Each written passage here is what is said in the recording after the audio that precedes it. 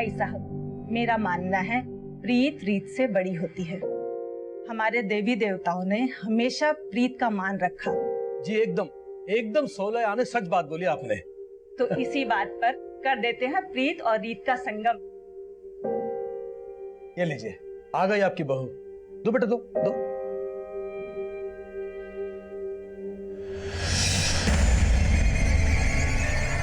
चाय इधर है। चाय,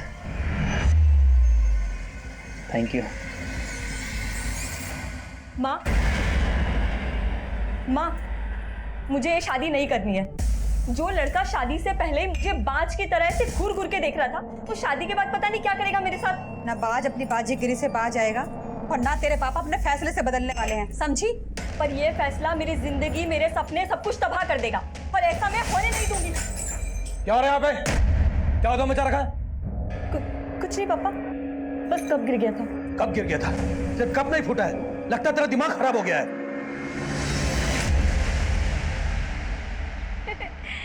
वेरी फनी। ऐसे जोक्स तुम कहाँ से ढूंढ के लाते हो? पर अब जोक नहीं, रिया एक सीरियस बात करना चाहता हूँ तुमसे। कैसी बात? क्या तुम्हारा सच में कोई पास्ट नहीं है? तुमने मुझसे कुछ छुपाया है? जो बातें मुझे तुम्हें बतानी चाहिए थी मैं पहले ही बता चुकी हूँ। सच में मेरा कोई पास्ट नहीं था। एनीवे, मैं तुम्हारे लिए एक गिफ्ट लेके आया। इसमें क्या है? ये ड्रेस पहले ले, मेरी खातिर।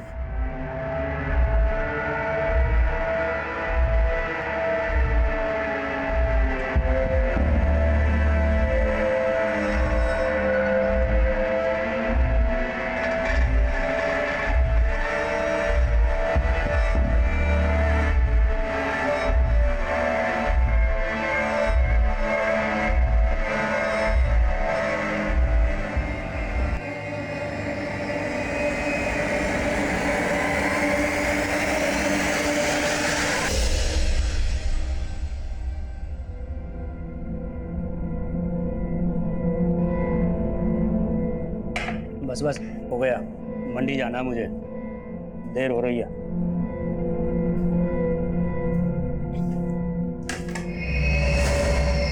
भाभी, आप यहाँ खुश नहीं हो ना?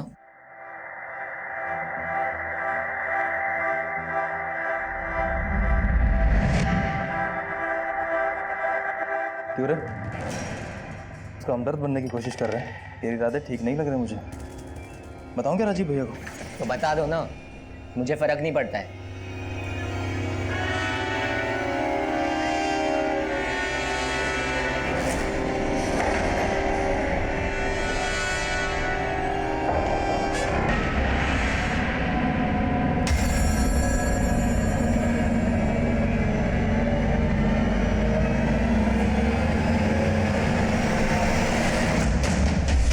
भैया, रिया भाभी का कॉल आया था, आप उनका कॉल नहीं पिक कर रहे हो?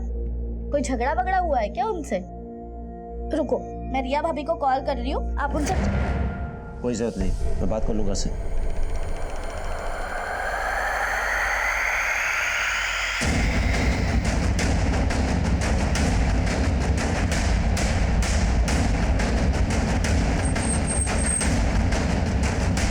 सर, एक लड़के की बॉडी है।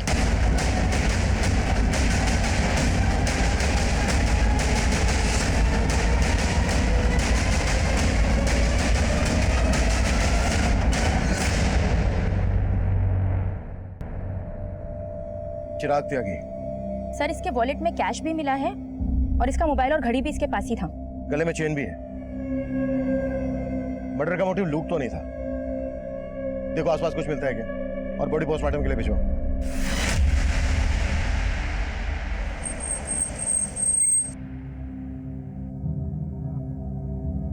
हमें चिराग की लाश एमसीडी पार्क के पास एक खाली प्लॉट में मिली। आप लोगों से चिराग कुछ कहकर गया था कि कहाँ जा रहा है? चिराग भैया ने तो कुछ बताया नहीं था, पर हो सकता है वो रिया भाभी से मिलने गए हो। रिया भाभी? चिराग शादीशुदा था? नहीं सर, चिराग भैया की शादी होने वाली थी। रिया चिराग भैया के फियांसे हैं। मॉर्निंग में मुझे रिया भाभी का कॉल आया था, वो बोल रहे थे कि चिराग भैया उनका फोन पिक नहीं कर रहे हैं। भैया, रिया भाभी का कॉल आया था, आप उनका कॉल नहीं पिक कर रहे हो? कोई झगड़ा वगड़ा हुआ है क्या उनसे? रुको, मैं रिया भाभी को कॉल कर रही हूँ, आप उनसे। कोई जरूरत नहीं, मैं बात कर लूंगा उससे। जब भैया गए थे तब उनका मूड भी काफी ऑफ लग रहा था।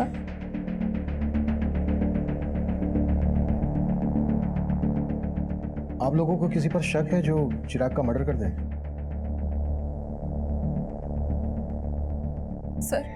सर जरूर ये जतिन और उसके दोस्तों ने किया है। सर कुछ दिन पहले मुझे और वर्षा को भी उनने बहुत परेशान किया था। इतना कुछ हो गया, आप लोगों ने पुलिस कंप्लेन क्यों नहीं की?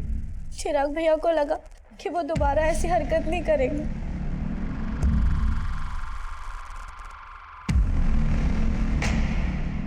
रविंदर, जतिन और उसके दोस्त के बारे में पता करो और उठा लो दोनों को।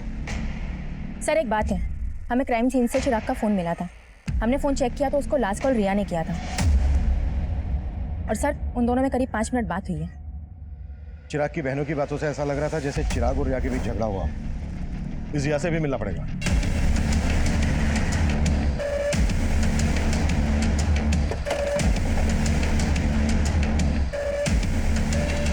सर चिराग मुझसे नाराज था, इसलिए वो मेरा फोन पिक नहीं कर रहा था। नाराजगी की वजह क्या थी? एक्चुअली मेरे पेरेंट्स का कहना था कि शादी के पहले हमें ज़्यादा नहीं मिलना चाहिए और वो मुझसे मिलना चाहता था। मैंने उसे मना कर दिया तो उसे ये बात बुरी लग गई। चिराग की फोन पर आखिरी बात तुमसे हुई थी। क्या बातें हुई थी तुम दोनों के बीच?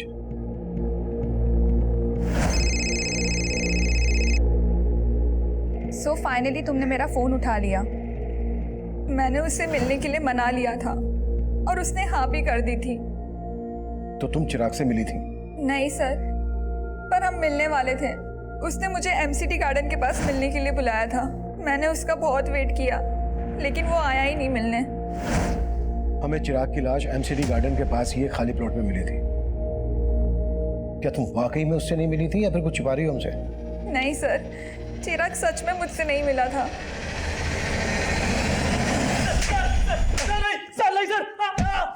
सर नहीं, सर मुझे कुछ नहीं मालूम सर मैंने कुछ नहीं किया सर। तूने नहीं किया तो जतिन ने किया होगा। जतिन कहाँ है? सर जतिन 2 दिन पहले सर कुरुक्षेत्र गया था सर, और सर चिराग का मर्डर तो सर कल हुआ था। सर जतिन ने भी चिराग को नहीं मारा सर। अगर जतिन ने चिराग को नहीं मारा है तो वो अपना फोन बंद करके क्यों बैठा है? और कुरुक्षेत्र में कहाँ है वो? सर मुझे नहीं मालूम सर, मैं सर बोल रहा हूँ सर। नहीं मानेगा नहीं।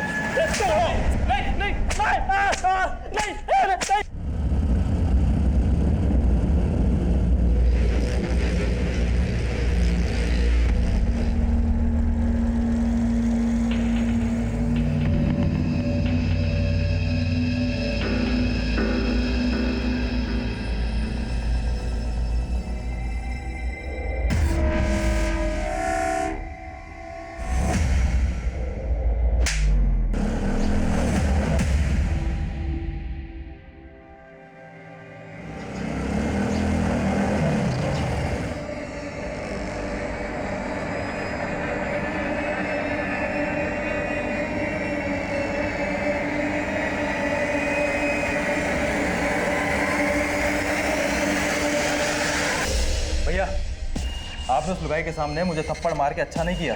मैं चप्पल बाहर खोल के घुसा था। अरे चप्पल गई बाद में, हमने तय किया था ना वो सिर्फ मेरी है।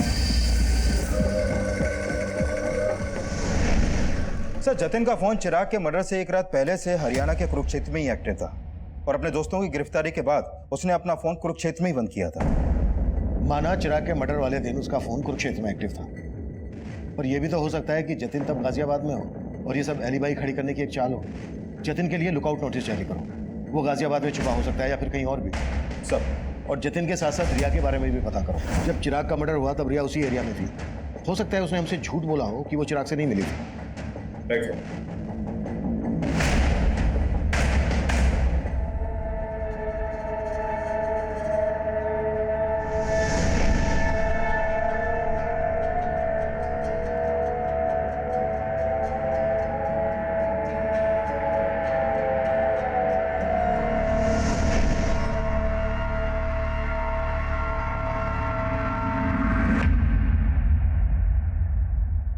पानी पियो, लो पानी पियो। मैं समझ सकता हूँ कि किस्मत ने फिर से एक बहुत बड़ा घाव दिया, लेकिन अपने बाकी के बच्चों के लिए तुम्हें इस दुख से उभरना पड़ेगा ना। ऐसा काम थोड़ी चलेगा। चिराग के जाने के बाद चाचा जी को तो लाइसेंस मिल गया आने का। मुझे कुछ ठीक नहीं लग रहा है।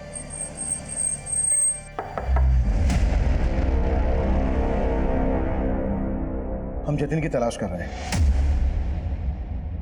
लेकिन हमें रिया के बारे में भी कुछ बातें जाननी है। चिराग रिया को कब से जानता था और क्या उन दोनों की लव मैरिज होने वाली थी? नहीं सर, उसका रिश्ता तो हमने ही करवाया था।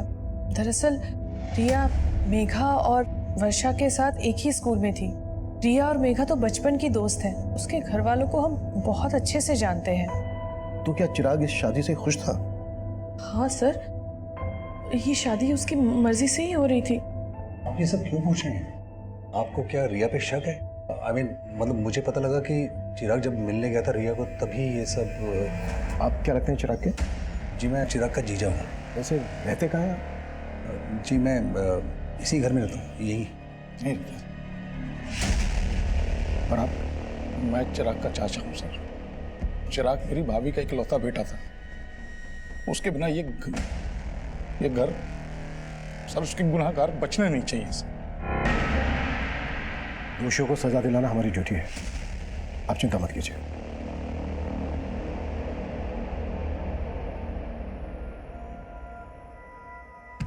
चिराग के चाचा और जीजा को ज्यादा ही कंसर्न लग रहे थे। चिराग के फादर थे नहीं, जीजा घर जमाई। चेक करो कोई पर्सनल या प्रॉपर्टी को लेकर इशू तो नहीं था इन लोगों के बीच।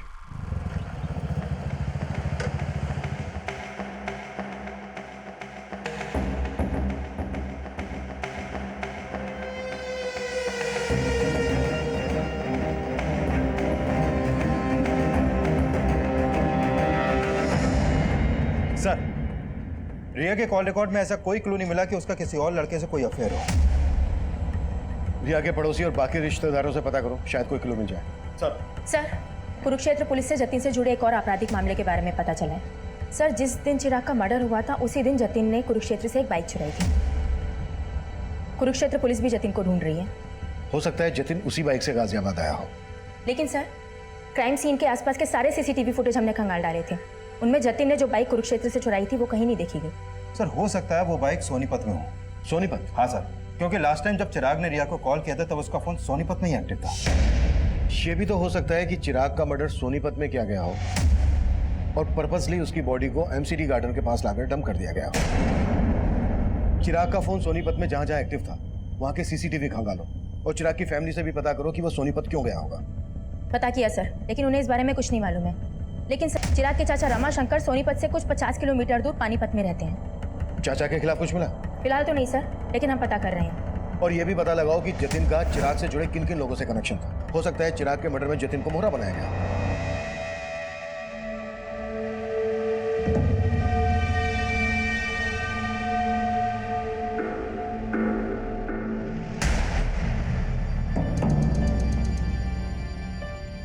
वर्षा, मेघा, ये चाचा जी तो यहीं बस गए हैं। उनका छोड़ो दीदी, आप और जीजा जी कब जा रहे हो? तुझे हमसे क्या प्रॉब्लम है? हाँ, एक मिनट। वर्षा, मुझे ना घर जमाई बन के रहने का कोई शौक नहीं है।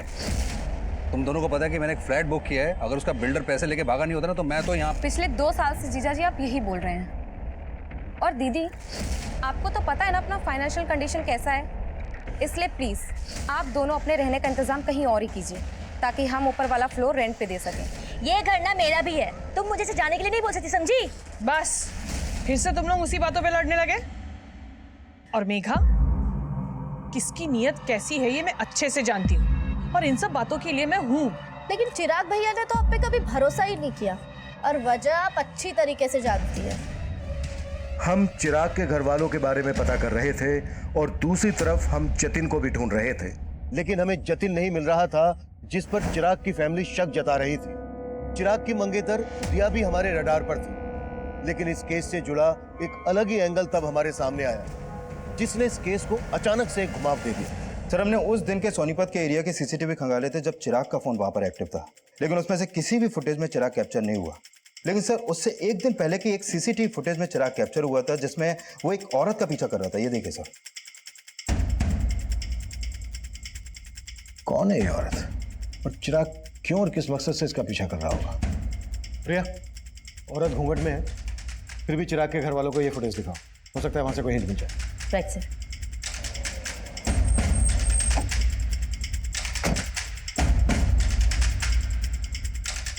आप जानती हैं ये औरत कौन हो सकती है?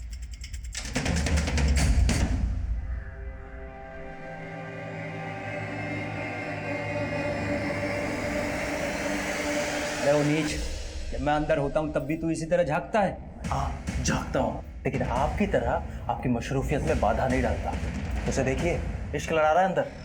तो लड़ाने दे, तेरे क्यों चुल उठ रही है? अरे वो मेरे भोले भैया उस लड़की को हमारे खिलाफ भड़का रहा है।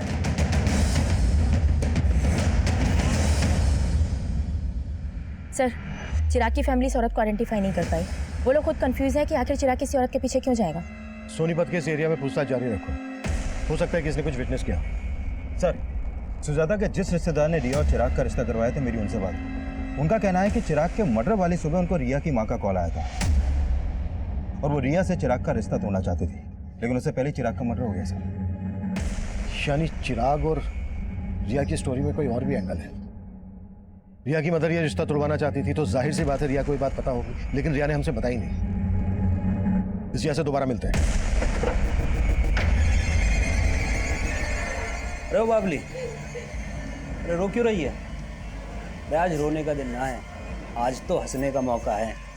अरे अपना मुकुल है ना, उसका हैप्पी बर्थडे है और उसे आज मैं अपना दिन तोहफे में दूंगा।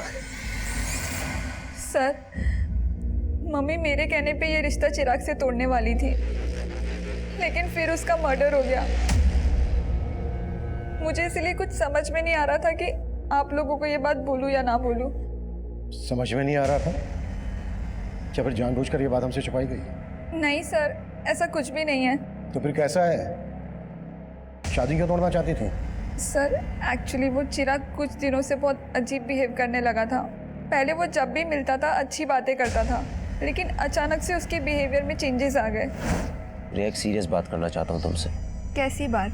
क्या तुम्हारा सच में कोई पास्ट नहीं था? जो बातें मुझे तुम्हें बतानी चाहिए थी मैं पहले ही बता चुकी हूँ। सच में मेरा कोई पास्ट नहीं था।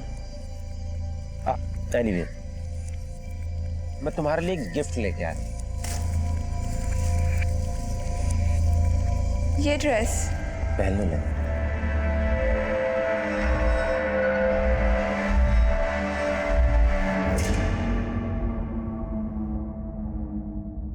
सर, मुझे नहीं पता उसके मन में क्या चल रहा था, लेकिन उस दिन के बाद से वो बहुत अजीब अजीब सवाल करने लगा।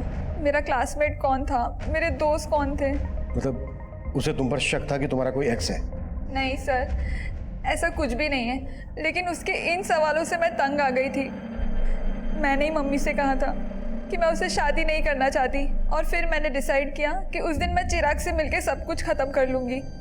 तो उस दिन चिराग तुमसे मिला था? नहीं सर, मैंने कहा ना, मैं उस दिन चिराग से नहीं मिली।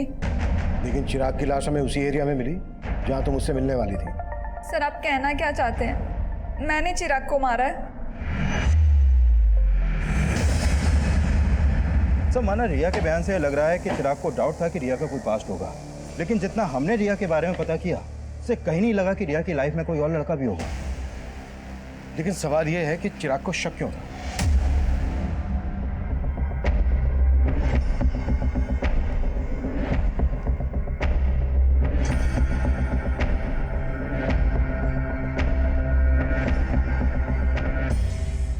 सोनीपत में चिराग को इस औरत के पीछे जाते हुए देखा गया था।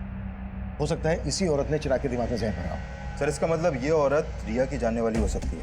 करेक्ट। और हो सकता है चिराग को इस औरत की असलियत पता चल गई हो और इस औरत ने इस औरत की फोटो रिया और उसकी मदर को दिखाओ और सोनीपत में पूछताछ तेज कर दो। हमारे लिए जानना बेहद जरूरी है कि आखिर ये औरत है कौन। सर, क्या आप इसको जानते हैं?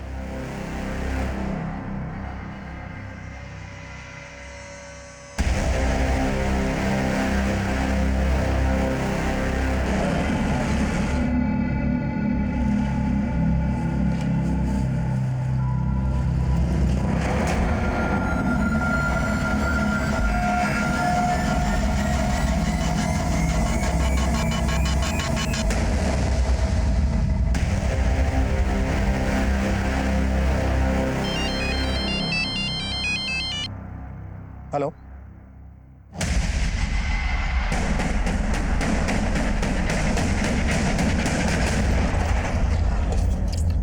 सर, जिस घूंघट वाली औरत को हम ढूंढ रहे थे उस औरत को इस दुकान पे देखा गया। सर वो औरत उस दिन यहाँ खरीदारी करने आई थी। सुनिए, अब जी नहीं पहचाना? अरे चिराग। उसके बाद वो लड़का भी यहाँ से उस औरत के पीछे चला गया था।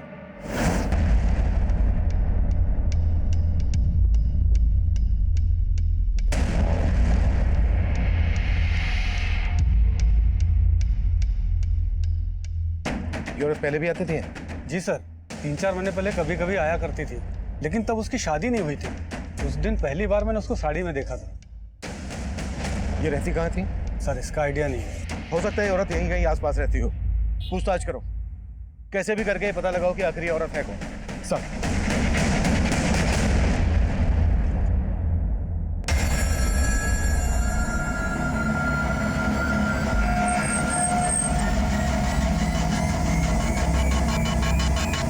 हम सोच ही नहीं पा रहे थे कि उस घूंघट वाली लड़की की चिराग के मर्डर में क्या भूमिका होगी, लेकिन उसी दौरान कुरुक्षेत्र पुलिस से हमें जतिन से जुड़ी एक अहम लीड मिली और आखिरकार हमने जतिन को धर ही लिया।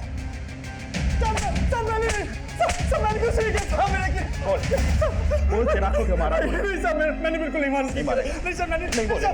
लेकिन हमारी लगातार कोशिशों के बावजूद जतिन इस बात से इनकार करता रहा कि उसका चिराग के मर्डर से कोई लेना देना था। वहीं उस घूंघट वाली औरत की तलाश हमें एक ऐसे मकाम पर ले आई जहां हमारे सामने आया कि चिराग अपने सोशल मीडिया अकाउंट से उसके टच में था। वहीं उस लड़की का सोशल मीडिया प्रोफाइल उसका एक नया रूप लेकर हमारे सामने आया। साइबर सेल ने चिराग के फेसबुक अकाउंट को क्रैक किया है। सर, इसके अकाउंट में इस लड़की का प्रोफाइल रितु सिंह के नाम से है और चिराग के मर्डर से पहले तक इन दोनों के बीच में काफी चैटिंग हो रही थी। तुम रिया से शादी करके बहुत बड़ी गलती कर रहे हो। रिया का कई लड़कों के साथ अफेयर था और मेरे एक फ्रेंड को भी उसने धोखा दिया। तुम्हें विश्वास नहीं हो रहा है ना मेरी बात पर? मेरे फ्रेंड ने मुझे बताया कि रिया की बैग पर पिल है जो वही जान सकता है जिसका उसके साथ फिजिकल रिलेशन था। सर, यानी ये रितु रिया को भी जानती है और उसके बॉयफ्रेंड को भी। लेकिन रिया ने रितु का फोटो आइडेंटिफाई नहीं किया और ना ही उसकी बैकग्राउंड से हमें यह पता चला है कि रिया का किसी के साथ कोई अफेयर था। हो सकता है कि रितु रिया के खिलाफ चिराग को भड़का रही हो। चिराग ने अपने मर्डर से एक दिन पहले मैसेज किया था कि मैंने तुम्हें सोनीपत में देखा था लेकिन तुमने मुझे देखकर अनदेखा किया, और उसके जवाब में ये लिखती है, उस समय मुझे कुछ सूझा नहीं था, मैं तुमसे दोबारा मिलने के लिए तैयार हूँ। उसके बाद कोई चैटिंग नहीं हुई। सर, इसका मतलब चिराग इस लड़की से मिला होगा और जरूर चिराग के मर्डर में इसी लड़की का हाथ होगा सर। लेकिन इनकी चैटिंग से ऐसा लग नहीं रहा है कि सिर्फ ऑनलाइन फ्रेंड थे, शायद इससे कुछ ज़्यादा था। May be affair. लेकिन सर, चिराग के कॉल रिकॉर्ड में तो ऐसे किसी भी रितु नाम की लड़की का कोई नंबर नहीं मिला है। लेकिन चैट से ऐसा लग रहा है कि इन दोनों के बीच सिर्फ चैटिंग नहीं होती थी, फ़ोन पर भी बातें होती होंगी, शायद इंटरनेट कॉलिंग। मामला जिल्टेड लवर का लग रहा है।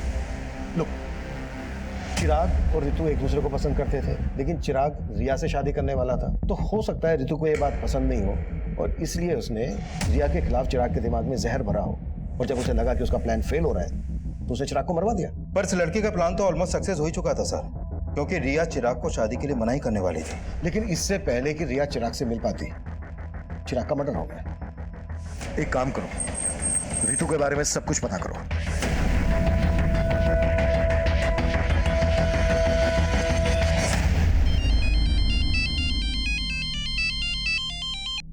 हाँ रविंदर। सर, उस लड़की के पेरेंट्स के घर का पता चला। उस लड़की का असली नाम छाया है। छाया? लेकिन उसका प्रोफाइल तो रितु के नाम से था। है कहाँ ये लड़की? उसके पेरेंट्स ने मुझसे ज्यादा बात तो नहीं की सर, लेकिन हाँ, पड़ोसियों से पता चला है कि छाया की शादी 3 महीने पहले ही हो गई थी और उसका ससुराल कुरुक्षेत्र में कहीं पर है। लेकिन उसके पेरेंट्स तुमसे बात क्यों नहीं कर रहे हैं? एक काम करो, उसके पेरेंट्स के कॉल रिकॉर्ड्स स्टडी करो, उसमें तुम्हें छाया उस रितु का भी नंबर मिलेगा और कुरुक्षेत्र के उसके ससुराल वालों का भी।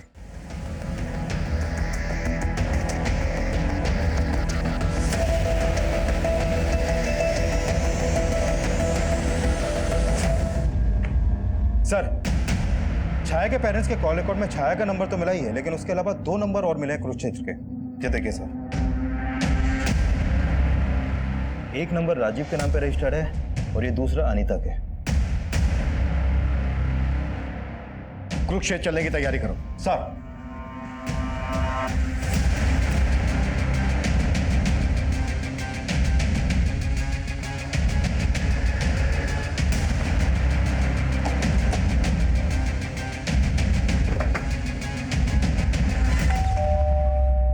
जी, हम छाया से मिलने आए हैं। हमें पता चला है कि उसकी यहीं पर शादी हुई है। जी वो मेरी बीवी है, लेकिन आप उससे क्यों मिलना चाहते हो?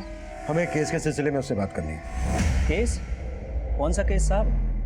बुलाओ उसको, या हम उसी से बात करेंगे। नहीं, वो यहाँ पर नहीं है। तो फिर कहाँ है? 1 सप्ताह पहले यहाँ से भाग गई। भाग गई? जी, और अब हम उसके बारे में कोई बात भी नहीं करना चाहते हैं। धन्यवाद।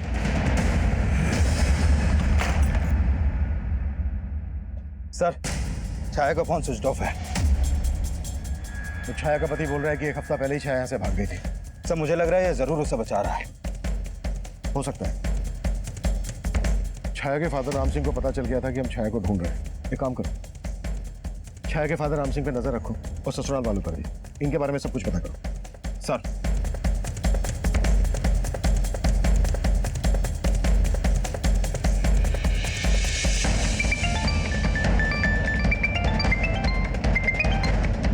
जैन सर। जय हिंद। छाया के कॉल रिकॉर्ड्स आए? जी सर, वही स्टडी कर रही थी। सर, छाया का फोन 1 हफ्ते पहले सोनीपत में ही बंद हुआ था। भैया, जहाँ पर छाया के पेरेंट्स रहते हैं, हो सकता है छाया वहीं छुपी है। पता करो। जी सर।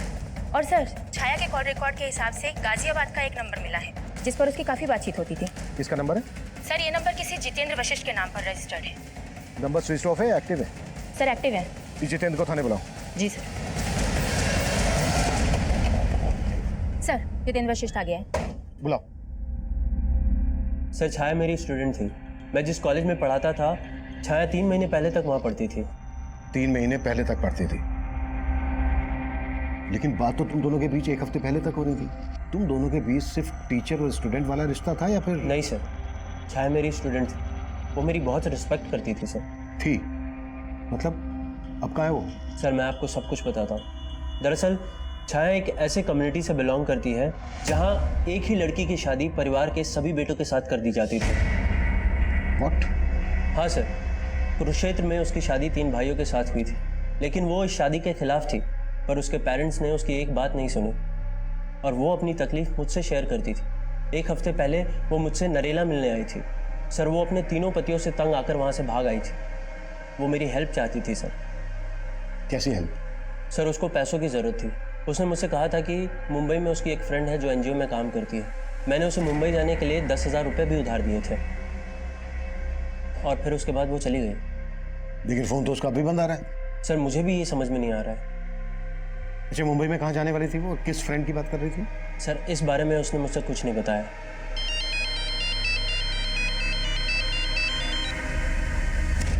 हाँ रविंदर। सर, सोनीपत पुलिस से एक चौंकाने वाली इंफॉर्मेशन मिली है। कुछ दिन पहले उन्हें सोनीपत में छाया की लाश मिली थी।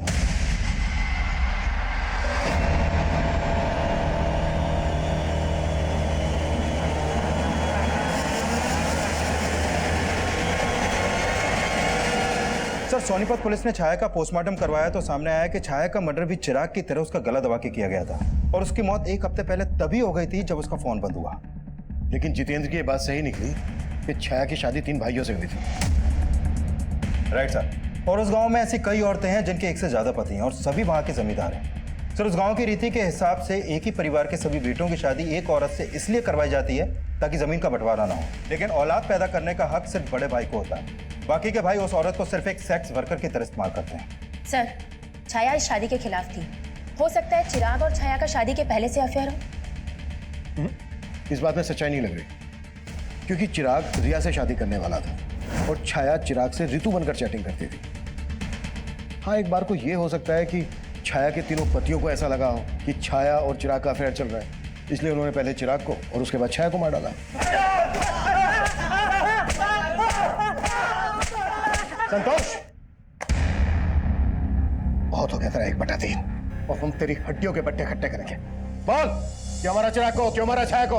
साहब हम तो बोल साहब हम तो चिराग को जानते भी नहीं थे और छाया तो घर से भाग गई थी साहब। हम सच बोल रहे हैं साहब, हमने कुछ नहीं किया। झूठ ना बोलो साहब, इन दोनों ने ही मारा है छाया को। झूठ क्यों बोल रहा है तू? पीछे रह के बात कर। बोल। झूठ बोल रहे हैं साहब, ये इन दोनों ने ही मारा है। मुकुल को दूसरे कमरे पे लेकर आओ। साहब चिराग कौन है ये तो मैं भी नहीं जानता, कि मेरे दोनों भाइयों ने सर जीना हराम कर दिया था उसका। पर शादी तो तूने भी की थी उससे। सर जैसी जबरदस्ती उसके साथ हुई थी वैसी ही मेरे साथ हुई थी। छोड़ो मुझे। अरे तू चल अंदर, छोड़ो मुझे। बना हैप्पी बर्थडे, और वो भी हमारे सामने, और साबित करके बता कि तू उसका कसम है कि इसका यार। चल कपड़े उतार चल। क्या बोल रहे हो भैया? कपड़े उतार चल। अरे तू भी उतारना, चल ला इसे। लेकिन मैं छाया की तकलीफ समझता था, इसीलिए मैंने ही उसे भागने में मदद की थी।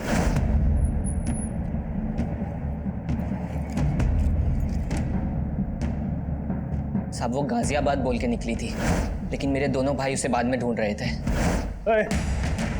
सच सच बता दे, कहाँ भेजा तूने उसे? नहीं भैया मैंने उसे नहीं भगाया है, मम्मी कसम मैंने उसे नहीं भगाया है। मम्मी आप तो। सर मुझे पक्का यकीन है उन्होंने उसे ढूंढ के मार दिया होगा। हमें पता चला है गाजियाबाद में वो अपने एक टीचर जितेन से मिली थी, उससे 10,000 रुपए भी उधार लिए और वहां से सीधे मुंबई जाने वाली थी। मुंबई में उसकी एक फ्रेंड है जो एनजीओ में काम करती है। उसकी ऐसी किसी फ्रेंड को जानते हो जो मुंबई में रहती है? नहीं साहब, उसने तो बस मुझे इतना ही बताया था कि वो गाजियाबाद में अपने किसी दोस्त से मिलने जा रही है। इसके अलावा उसने मुझे कुछ नहीं बताया था साहब। सर मैंने चिराग के कॉल रिकॉर्ड्स में एक नंबर आइडेंटिफाई किया है जिस पर उसकी काफ़ी बात होती थी। वो नंबर उसके दोस्त उमेश का है सर। सर मैं और चिराग एक ही स्कूल में पढ़ते थे, हम दोनों काफ़ी अच्छे दोस्त थे। तुम्हें क्या लगता है चिराग का मर्डर किसने किया होगा? उसको नापसंद करने वाले उसके घर वाले भी थे। मतलब किसकी बात कर रहे हैं? सर एक तो उसके चाचा, चिराग से उनकी बिल्कुल नहीं बनती थी, और मैं अपने जीजा से भी तंग आ गया था। उमेश। हाँ भाई। मैं जीजा जी से ज्यादा ना अपनी बहन नीलम के लिए दुखी हूँ। क्यों? अरे जीजा जी किसी काम के नहीं है, नौकरी ढूंढना तो दूर की बात, हमारे घर में आके बैठ गए। मैं दीदी की वजह से चुप हूँ, नहीं तो। सर चिराग के जीजा की उनके घर पर भी नजर थी, और एक बार तो उन्होंने चिराग की माँ के गहने तक गायब किया। चिराग के जीजा ने चोरी भी की थी? हाँ सर, और कहानी ये बताई कि गहने किसी ने लूट लिया। मैं सुनार के पास से जब आया तो यहाँ पर आया, ये यहाँ पर ये एक आदमी मिला, इसने मुझे चूल्हा दिखाया, मैंने यहाँ से गहने लिए और वहाँ कहीं भाग गया वो। लेकिन चिराग ने कंप्लेंट करने से मना कर दिया था, क्योंकि उसे पता था कि अगर वह कंप्लेंट करेगा तो चिराग का जीजा ही झूठा साबित होगा और घर की बदनामी होगी। चिराग को अपने चाचा के साथ क्या प्रॉब्लम थी? सर आप जैसा सोच रहे हैं सब बिल्कुल नहीं। माना कि चिराग मुझे पसंद नहीं करता, लेकिन सुजाता भाभी में चिराग की जान बसती है, तो मैं उसे कैसे मरवा सकता हूँ? चिराग में सुजाता की जान बसती थी और तेरी जान सुजाता में बसती है, इसलिए सुजाता की जिंदगी में जगह बनाने के लिए तूने चिराग को मरवा दिया। क्या सर? जब चिराग का मर्डर हुआ मैं तो शहर में था ही नहीं सर, मैं तो शहर के बाहर था सर। तेरे सारे कांड पता कर लिए हमने, कभी चिट फंड का तो कभी नकली पेपर्स बनवाकर प्रॉपर्टी का धंधा, बहुत लोगों को चूना लगाया तूने, और वो तू घर बिकवा कर भी नीलम का हिस्सा लेना चाहता था, और तेरे रास्ते का रोड़ा था चिराग। सर आप मेरे और भाभी के रिश्ते को लेकर गलत सोच रहे हैं। दरअसल उमाशंकर भाई साहब कई साल पहले गुजर गए, तो भाभी का ख्याल मेरे अलावा कौन रखता? फिर तेरे बीवी बच्चों ने तुझे क्यों छोड़ा? सब पता कर लिया हमने, उन्हें भी यही लगता है कि तेरा और तेरी सुजाता भाभी का चक्कर चल रहा है। गलत फहमी है सर उनको, जैसे चिराग को थी, और चिराग ने इन सब बातों को तूल दिया सर। और रमाशंकर बाहर निकल! क्या बदतमीजी कर रहा है? इधर आके बात कर। अंदर तो मेरे पाँव के जूते भी नहीं जाएंगे। लास्ट वार्निंग दे रहा हूँ, अगर मेरी माँ से मिला ना तो अच्छा नहीं होगा रमाशंकर। सर इस चिराग की वजह से मेरी फैमिली मुझे शक की निगाह से देखने लगी थी। हो सकता है इसी बात का बदला लिया हो तूने चिराग से। सर मैं मानता हूँ कि मैं बहुत घटिया आदमी हूँ, लालची आदमी हूँ, लेकिन ये चिराग के मर्डर में मेरा कोई रिलेशन नहीं है सर। मेरे और सुजाता भाभी के बीच में तेवर भाभी से पहले दोस्ती का रिश्ता है। मतलब? सर बड़ी भाभी सुनीता की मौत के बाद। अब ये सुनीता भाभी कौन है? सर मेरे भैया की पहली पत्नी। सर उनकी मौत के बाद भैया ने सुनीता भाभी की छोटी बहन सुजाता से शादी कर ली, ताकि उनके बच्चों को माँ का प्यार मिल सके। मतलब नीलम और चिराग तुम्हारी सुजाता भाभी के बच्चे नहीं है? नहीं सर, वो बड़ी भाभी के बच्चे हैं, लेकिन सुजाता ने मेघा और वर्षा से ज्यादा उन दोनों का ख्याल रखा। सर, सुजाता जब शादी होकर यहाँ आई थी तो उसकी उम्र बहुत कम थी, तो भैया ने मुझे जिम्मेदारी दी कि मैं एक दोस्त की तरह उनका ख्याल रखूं। सर, जो रिश्ता भैया ने बनवाया था ना, उस पर चिराग ने दिल खोल के कीचड़ उछाला है। सर, आप हमारे परिवार का इतिहास निकलवा के सिर्फ हमारे जख्मों पे नमक छिड़क रहे हैं। सुजाता जी, हम सिर्फ अपनी ड्यूटी कर रहे हैं। तो सही जगह कीजिए ना ड्यूटी। मेरे बेटे के मर्डर में किसी घर वाले का नहीं बल्कि बाहर वाले का हाथ है। प्लीज प्लीज हमें तंग करना बंद कर दीजिए। सर, छाया के कॉल रिकॉर्ड में मुंबई का एक भी नंबर नहीं मिला है और ऐसा कोई लीड भी नहीं मिला है जिससे पता चले कि उसका कोई रिश्तेदार मुंबई में होगा। मतलब जितेंद्र ने झूठ बोला था हमसे? कुंडली निकालो उसकी। सर,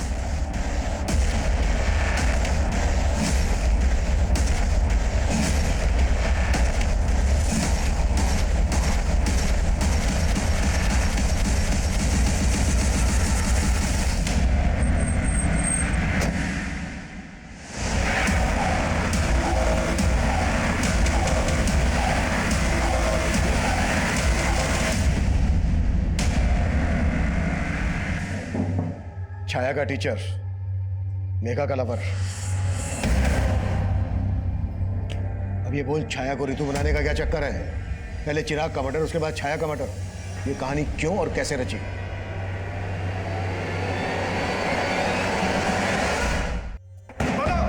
बोलता हूँ सर।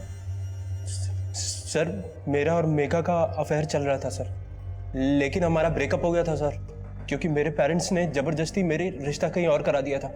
लेकिन जब मेरी फादर की डेथ हुई तो मेघा मुझे सांत्वना देने आई। उसके बाद से सर हमारा फिर से मिलना चालू हो गया सर। और मेघा ने बताया कि इसके फादर के डेथ के बाद से नौकरी कंपैशन के आधार पर नौकरी किसी एक बच्चे को मिल सकती थी और चिराग अच्छा खासा पढ़ा लिखा था, वो चाहे तो कोई दूसरी नौकरी कर सकता था, लेकिन नहीं, माँ ने ये नौकरी उसके नाम कर दी। मुझे लगा अगर मैं चिराग को मार दूंगी तो ये नौकरी मेरे नाम हो जाएगी। मुझे मालूम था छाया जितेंद्र की स्टूडेंट थी, इसलिए जितेंद्र की मदद से हमने छाया की फोटो यूज की और ऋतु नाम की एक फेक प्रोफाइल बनाई और चिराग को फ्रेंड रिक्वेस्ट भेजी और उसने वो रिक्वेस्ट एक्सेप्ट भी कर ली।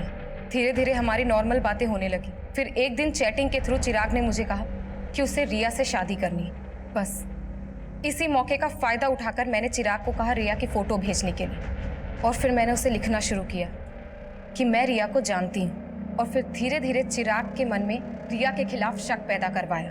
और चिराग तुम्हारे उन मैसेजेस पर बिना सोचे समझे भरोसा करने लगा था? नहीं, मैं ऋतु बनकर कभी कभी किसी ऐप के जरिए उसे वॉइस कॉल करती थी।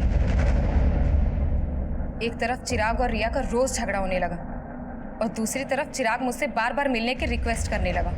उसी दिन उसने छाया को सोनीपत में देख लिया और छाया ने उसे देखकर जिस तरह से रिएक्ट किया उसे शक होने लगा। इसीलिए मैंने ऋतु बनकर उसे कॉल किया और उसे मिलने के लिए बुलाया। और तुम्हें पता था चिराग और रिया एमसीडी गार्डन में मिलते थे, इसलिए तुमने उसको वहीं पर मिलने के लिए बुलाया।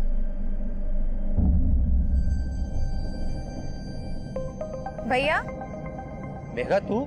रिया ने मुझे आपके पास भेजा है, चलिए मैं आपको उसके पास ले चलती हूँ।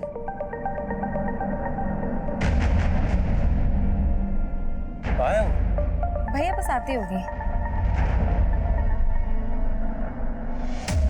मुझे पता था आप लोग किसी ना किसी तरह छाया तक पहुंच जाएंगे और इसलिए छाया को मैंने कहा कि तुम अपने पति को छोड़कर भाग जाओ और उससे मैंने कहा कि मैं एक एनजीओ के बारे में जानता हूँ और वो जब मिलने आई तो हमने। और ये तुमने सिर्फ नौकरी पाने के लिए किया? नहीं, ये बंटवारे के प्यार से थक गई थी, मैं तंग आ गई थी।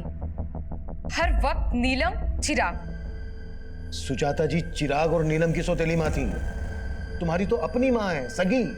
लेकिन क्या फायदा, वो तो उन दोनों से प्यार करती थी ना।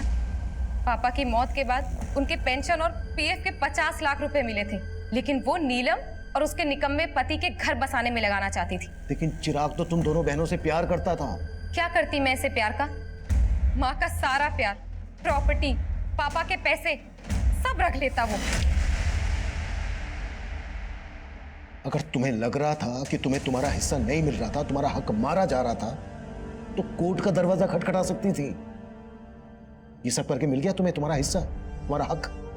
चिराग ने मेघा को कभी अपनी सौतेली बहन नहीं समझा, लेकिन वो इस दस्तक को नहीं भाप पाया कि जिस बहन की रक्षा के लिए वो किसी भी हद तक जा सकता है, वो बहन खुद उसकी भक्षक बन जाएगी। सुजाता की ये कोशिश कि वो चिराग और नीलम की अच्छी मां साबित होगी, उसे उसके ही बच्चों से दूर कर दिया। चिराग के लिए नफरत मेघा में एकाएक नहीं पनपी होगी, बल्कि सालों से पनप रही हो। तो क्या सुजाता ने मेघा के अंदर उबलते गुस्से को कभी नहीं भापा?